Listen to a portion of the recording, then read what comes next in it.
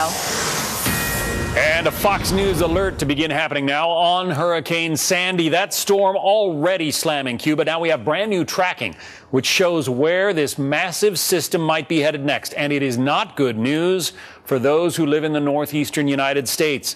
Janice Dean has the latest from the Extreme Weather Center. What's going on, JD? If this track comes true, it is the worst case scenario, John. Now, we still have days to go and a lot of information to kind of input into this tracking. But right now, this storm looks like it's going to be headed for millions of people. It's going to be a transitioning system, meaning that perfect storm type scenario. A tropical storm that transitions into an extratropical storm because a cold front, a very powerful Arctic cold front, is going to interact with the system and draw it in towards the northeast, a very rare meteorological situation. So this could be historic, folks. If you live across the East Coast, from the mid-Atlantic up to Maine and eastern Canada, you need to be paying very, very close attention to your local forecast. Still a Category 2. We just got the 11 o'clock advisory. It was a Category 3 major hurricane overnight, so it rapidly intensified within hours. Take a look at the latest track. As you can see, Category 2 moving through the Bahamas.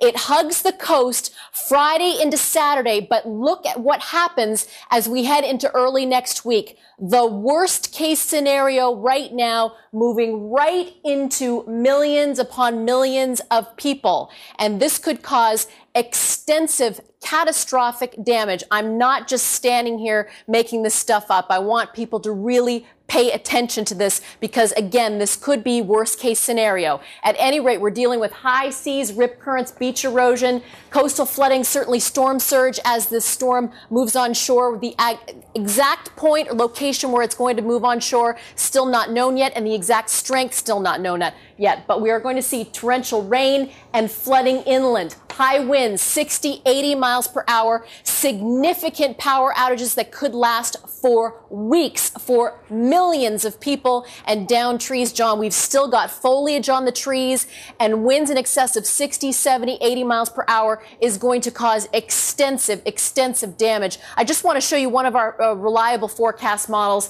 It is really becoming apparent that we are going to be dealing with a system that is going to come onshore. Again, anywhere from the mid-Atlantic towards Maine. Need to be paying attention. But John, our mouths dropped at the latest tracking that shows this system going right into New York City. Obviously, we've got days ahead to really hone in and get this forecast right, but people need to be paying attention. We do think that this storm is going to come on shore and it's going to cause a lot of damage. And it's a big, broad storm, too. So even as it skirts up the coast, it's going to be dumping a lot of rain and wind on people. Because it's transitioning into, you know the movie The Perfect Storm? It's a transitioning storm from a tropical to an extratropical. And what that means is the wind span is going to be greater.